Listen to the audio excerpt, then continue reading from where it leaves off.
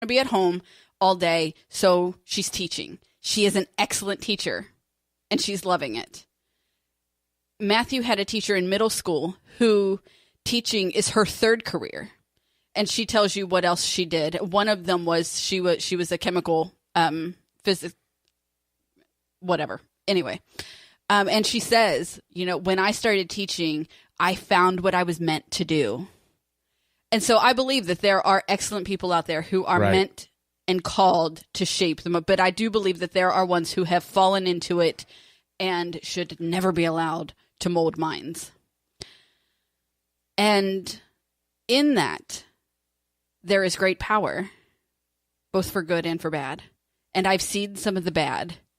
I've seen it come through my own children, and how debilitating it can be in a house where we think a little differently.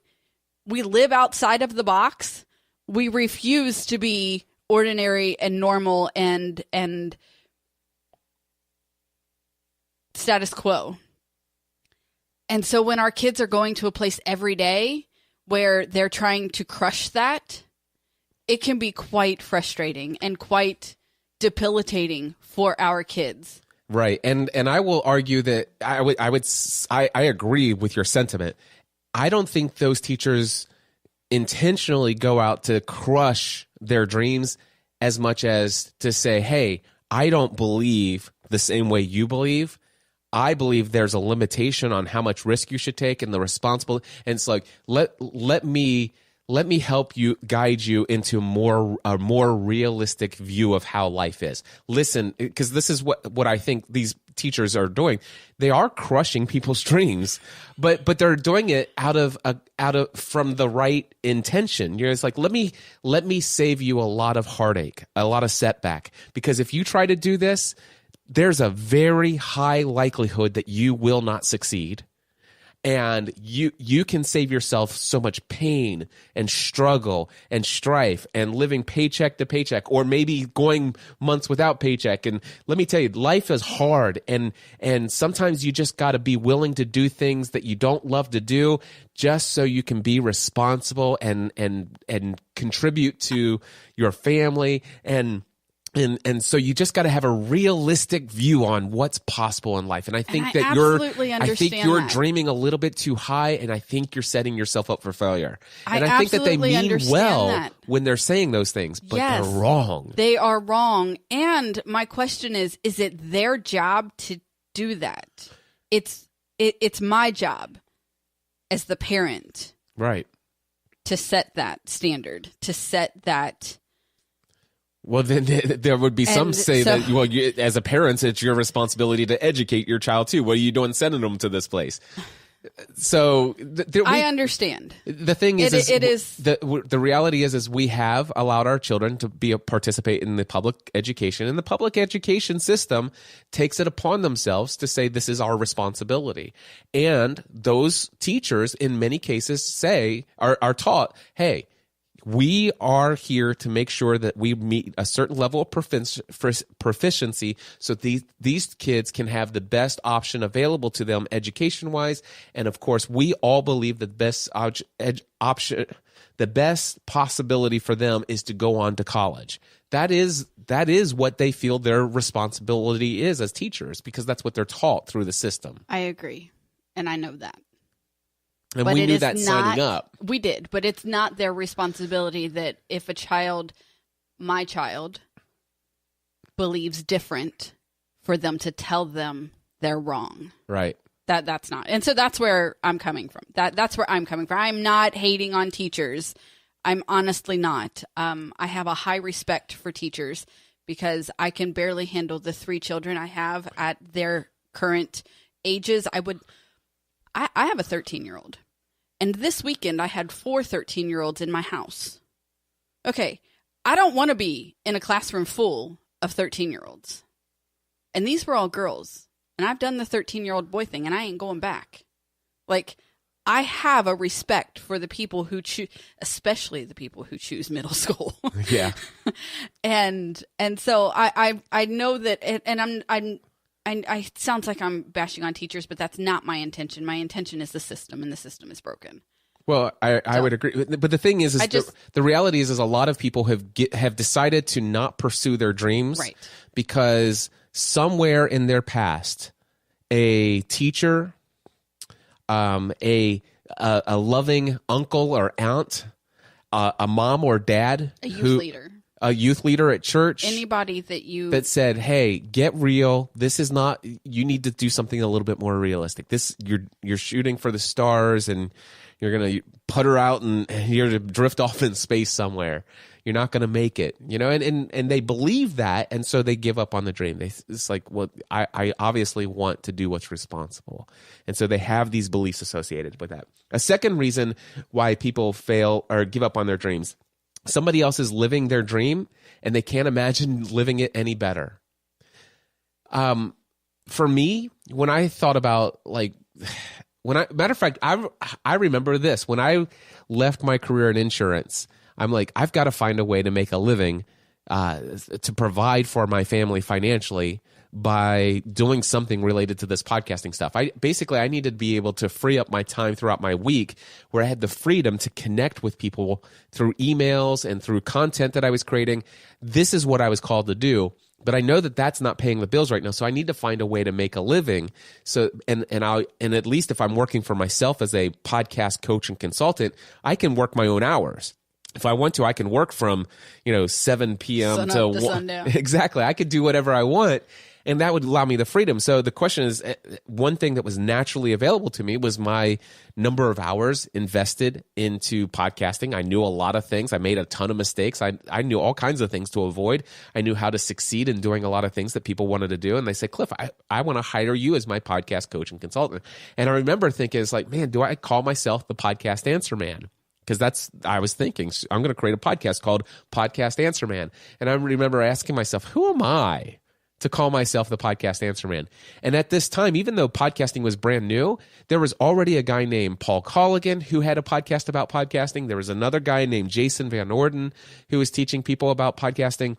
And these guys were already knocking it out of the park financially. I mean, they had already written books about podcasting. And here I am, this guy who's been podcasting for a hobby for 2 years, and I'm now calling myself the podcast answer man. Who am I? And so sometimes some people look at other people and we compare ourselves to their success. They're already doing what it is that I feel like it's like, and if they're already doing it, why? They obviously have more credibility. They already have the books. They already have the fame. People already know to go to them. Why would anybody hire me when somebody else is already doing what it is I want to do? Exactly. So, because your experiences are different. Your stories are different. You're different. I mean, I said these words. I said these words to Megan this weekend. Our oldest daughter was home for her spring break, and I said these words to her. Rachel Hollis is doing what I want to do. Simple as that. Yep. And she's doing it well. I'm enjoying her content. Yeah. She's doing it very well. Why would I mess with that? Well, because my story is different. My experiences are different. I'm a different life stage than she is. I have the same message, but a different way to share it. You have a different voice. You have those different experiences that Rachel hasn't had that makes people resonate with you on a different level. So that doesn't mean that because she's already doing it that I can't try, that I can't go after it with everything that I have. And the thing is it's crazy for us to think, well, gosh, they're already living the life I want to live. The reality is we don't really know what Rachel's life is like. Right, but here's the thing. I'm living the life I want to live. That's exactly it. Right now. Every moment of every day, I'm living the life that I want to live. Do I have a dream about the products that I want to create and the different, she was on Good Morning America this morning. I don't have a desire to be on Good Morning America, but I have a desire to change the lives of women and to break them free with truth. Right. And I believe that your desire for that and the things that you'll be drawn to do will afford you opportunities to be invited on shows like that in the future without you dreaming of doing that. And That's been on my mind as well. Gosh, those are Rachel Hollis. We're just now discovering who Rachel Hollis is. Right. I had no idea who she was. But I mean, a lot of people, the person that it's like, I want to do what Tony Robbins has been doing. It's like, I mean, figuratively and literally, those are big shoes to fill. Right. It's like, who do I think I am? It's like, and the thing is, I don't necessarily feel like I need to do anything that Tony is doing the way that he's doing it. There's a very specific vision of a conference and tens of thousands of people. That dream still scares me. But that dream is there. And I'm not going to pretend that it's not there. I'm not going to not say it because I'm afraid what people are going to think. Is like, how arrogant does he think he is? And who knows? What if I don't actually achieve it? And of course, that's going to come up in just a moment. So that is the third reason. The third reason is that people give up on their dreams. They're afraid to fail. I mean, what are other people going to think or say about them if they don't live up to it? See, I told you, gosh, Cliff, you said that you would have 300 people at your first Free the Drain conference. You had 87. Ha ha. Shows you who you are. Dude, your friend Pat Flynn has his first conference and he sells 300 tickets like this. Blah, blah, blah. Who do you think you are? Just pack it up and go home. These are the thoughts that sometimes I'm tempted to think myself. These are certainly the thoughts that other people are expressing publicly about me because they're, I guess, somehow jealous of what success I have had already. And they're like, dude, you're making me uncomfortable. Is the only thing I can think of is why they feel like they need to publicly try to bring me down all the time, because I don't see what other value there would be in doing that. But the reality is that I don't think that I've ever been tempted to give up because I was afraid to fail. But I can tell you that I've had the fear of failure. So I've experienced the fear of publicly stating what my dream or goal is, and my inability to achieve that thing that I said that I'm going after. There have been times when I've experienced that failure. There have been times when I've said things publicly, this is what I'm going after, this is what I'm going to do, and then when it comes to the literal achievement of that goal by that time frame, I've failed to do it. And that's in front of everyone. And I feel that sometimes, but I still don't allow that to say, maybe I should go back and think about getting a day job. That's not, I am living the life for which I was created. The one thing for me is it's not the achievement of the dream that makes my life worthy of living. It's not the achievement of it's the pursuit of that dream. It's being drawn to something. It's about growing. For me, I think what my key values is personal growth and being able to take what I've learned and contributing to others.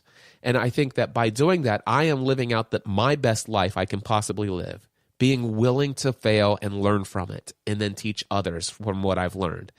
And that, for me, is becoming more of who I've been created to be. And I believe that by my being willing to do that, I can help other people become more of who they're created to be. And in some cases, help them experience less failure along the way. So, some people do give up because they're afraid to fail. Do you ever experience a fear of failure in your dreams? Have you thought about it? I don't know that I've thought about it. I think that I am far too stubborn to give the fear of failure more than a passing thought. Like if I look back at some of the things that I've accomplished and some of the things that I've done, I don't know that I've ever struggled with the fear of failure so much that it's been debilitating.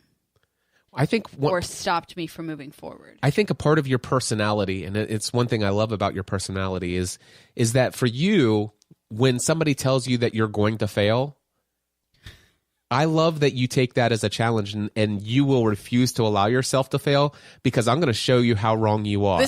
Okay, and here's the thing. Do you remember 100 years ago when The Notebook came out? The movie The Notebook. Yeah, I've heard about that. Okay? I don't think you've ever seen The Notebook. I think it's where they write letters to each other through time. it shows two different time periods, but it's the same couple through it. And Yeah. anyway, I think I remember it.